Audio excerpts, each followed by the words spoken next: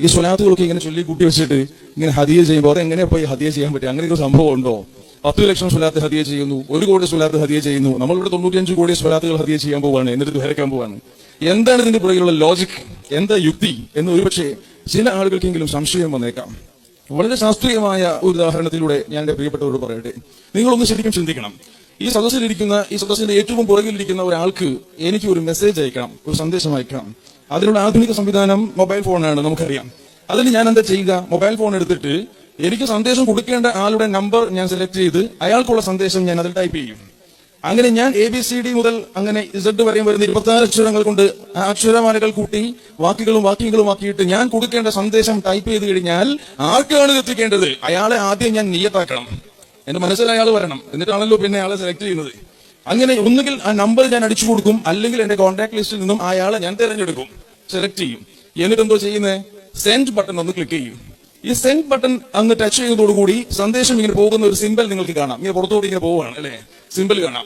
ഇത് ഏതിലെയാണ് പോയത്? സെക്കൻഡുകൾ കൊണ്ട് ഈ സദസ്സിൽ ഞാൻ ഉദ്ദേശിച്ച ആളിലേക്ക് ആ മെസ്സേജ് എത്തി. ഇത് ഏതിലെയാണ് പോയത്? നേരെ അങ്ങ് പോവാണോ? അങ്ങനെ പോവാണെങ്കിൽ ഇടയ്ക്കുള്ള ആളുകൾക്ക് കിട്ടണ്ടേ? ശാസ്ത്രം പഠിപ്പിക്കുന്നു, നിങ്ങളുടെ മൊബൈലിൽ നിന്നും ഒരു മെസ്സേജ് അയക്കുമ്പോൾ ആ മെസ്സേജ് അന്തരീക്ഷത്തിലേക്ക് അയക്കുന്നു, ഇലക്ട്രോ മാഗ്നറ്റിക് റേഡിയേഷൻ ആയി മാറും. എൻക്രിപ്റ്റഡ് ഫയൽ അഥവാ വേറെ ആർക്കും പൊട്ടിച്ചു നോക്കാനാവാത്ത ഒരു ഫയൽ, എൻക്രിപ്റ്റഡ് ഫയൽ ആയി അത് മാറും. അന്തരീക്ഷത്തിലേക്ക് ഊർജ്ജം ലയിക്കും. ഒരു ടവർ അത് പിടിച്ചെടുക്കും. ആ ടവർ എന്നിട്ട് നോക്കും ഇത് ആർക്കുള്ള സന്ദേശമാണ്. അപ്പോൾ അയാളുടെ സർവീസ് പ്രൊവൈഡർ ഐഡിയ ആണോ, എയർടെൽ ആണോ, BSNL ആണോ, വോഡാഫോൺ ആണോ നോക്കി മാർക്ക് വേണ്ടിയിട്ടുള്ളതാണ്, അതിലേക്ക് അയച്ചു കൊടുക്കും. ആ ടവറിലേക്ക് കിട്ടിക്കഴിഞ്ഞാൽ ആ ടവർ സെർച്ച് ചെയ്യും. ഈ പറഞ്ഞ ആൾ ഏകദേശം ഏത് പരിധിയിലാണ്, ഇന്ന പരിധിയിലാണെന്ന് കണ്ടെത്തുമ്പോൾ ആ പരിധിയിലേക്കുള്ള സബ് ടവറിലേക്ക് അയച്ചു കൊടുക്കും. ആ സബ് ടവർ അത് പിടിച്ചെടുത്ത് നോക്കും ഇയാൾക്ക് ഇവിടെ ഉള്ളതെന്ന്. അങ്ങനെ ഈ സ്ഥലത്തുണ്ട് എന്ന് മനസ്സിലാക്കിയ ഉടൻ തന്നെ അയാൾ മൊബൈലിലേക്ക് മെസ്സേജ് വരുന്നു.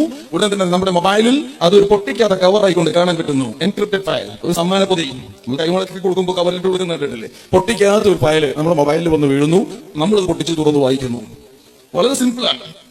നിയത്താക്കിയ ഒരു സാധനം ഇങ്ങനെ അന്തരീക്ഷത്തിലേക്ക് ലയിച്ചുകൊണ്ടൊരു പോക്ക് പോകുന്നു. നമുക്ക് കാണാൻ പറ്റാത്ത എന്തോ ആയിക്കൊണ്ട് ഞാൻ ടൈപ്പ് ചെയ്ത സാധനം സെക്കൻഡുകൾ കൊണ്ട് അയാൾ വായിച്ചു നോക്കുകയാണ്. ഇതേ മെസ്സേജ് എനിക്ക് 100 പേർക്ക് കൊടുക്കണം, 500 പേർക്ക് കൊടുക്കണം. എങ്ങനെയാ കൊടുക്കാൻ പറ്റുക? വളരെ സിമ്പിൾ ആണ്. ഇന്ന് വാട്സാപ്പ് ഉള്ള കാലഘട്ടമല്ലേ, സോഷ്യൽ മീഡിയയിൽ ഫേസ്ബുക്ക് ഉള്ള കാലഘട്ടമല്ലേ. ഞാൻ ടൈപ്പ് ചെയ്യുന്നത് ഒറ്റ തവണയാണ്.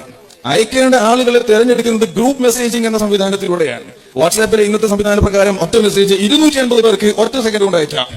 250 പേർക്ക് മെസ്സേജ് കിട്ടും. ഒരാൾക്കും ഒരു കുറവില്ല. ടൈപ്പ് ചെയ്ത് ഒറ്റ തവണയാണ്, സെൻഡ് ചെയ്ത് ഒറ്റ തവണയാണ്, കിട്ടിയത് 250 പേർക്കാണ്. ഒരു ഫാത്തിഹ ഓതിയ എങ്ങനെയാ ഇപ്പൊ ഈ കണ്ട ഔലിയാക്കന്മാർക്ക് എല്ലാവർക്കും കിട്ടുക എന്ന് ചോദിക്കും നമ്മൾ.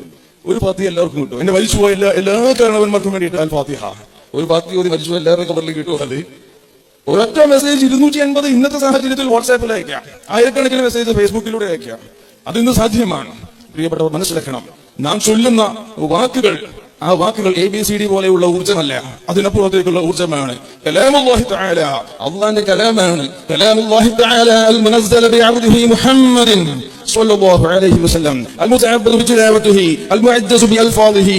ഒരൊറ്റ ലഫ്ദ് കൊണ്ട് പോലും ഒരാൾക്കും വിജയിക്കാനാവാത്ത, ഒരാൾക്കും തോൽപ്പിക്കാനാവാത്ത, വേറൊരു മനുഷ്യനും ജയിക്കാനാവാത്ത പുന്നാര ഹബീബിന് ഇറക്കപ്പെട്ട, പാരായണം കൊണ്ട് ബഹുമാനിക്കപ്പെടുന്ന കലാമുല്ലാഹി തആല, അതാണ് നമ്മൾ സെൻഡ് ചെയ്യുന്നത്. അതിൽപ്പെട്ടതാണ് ഈ ലിസ്റ്റ്. ഒരു കൊല്ലം കൊണ്ട് ഇത്രയും പൂർത്തിയാക്കി. അൽഹംദുലില്ലാഹ് തുമ്മ അൽഹംദുലില്ലാഹ്. മഹാന്മാരുടെ സദസ്സിൽ വെച്ചുകൊണ്ട് നമ്മളിത് ഹദിയ ചെയ്യും. ആർക്ക് ഹദിയ ചെയ്യുന്നത്? മൊബൈൽ ഫോൺ എടുത്തിട്ട് അതിലെ കോൺടാക്ട് ലിസ്റ്റിലുള്ള ആൾക്കല്ല, മറിച്ച് കൽബിന്റെ ഉള്ളിൽ, ഒരു മുഅ്മിനിന്റെ കൽബിന്റെ ഉള്ളിൽ അടിയുറച്ച വിശ്വാസത്തിന്റെ ഭാഗമായിക്കൊണ്ട് നാം കാത്തു സൂക്ഷിക്കുന്ന പുന്നാര ഹബീബ് സയ്യിദുനാ മുഹമ്മദുർ റസൂലുള്ളാഹി സ്വല്ലല്ലാഹു അലൈഹി വസല്ലം തങ്ങളെയാണ് നമ്മൾ ഇവിടെ തിരഞ്ഞെടുക്കുന്നത്, നിയ്യത്താക്കുന്നത്. ഹബീബിന്റെ ഹദ്റത്തിലേക്കാണ് നമ്മൾ ഹദിയ ചെയ്യാൻ പോകുന്നത്. അതെത്തുമെന്ന കാര്യത്തിൽ ഒരു സംശയവുമില്ല. പിന്നെ സ്വലാത്ത് ഒറ്റയ്ക്ക് ചെല്ലാം, കൂട്ടമായിട്ടും ചെല്ലാം. കൂട്ടമായിട്ട് ചെല്ലാനുള്ള ഗുണം വളരെ വേഗതയിൽ പോയിക്കൊണ്ടിരിക്കുന്ന ഒരു ബസ്.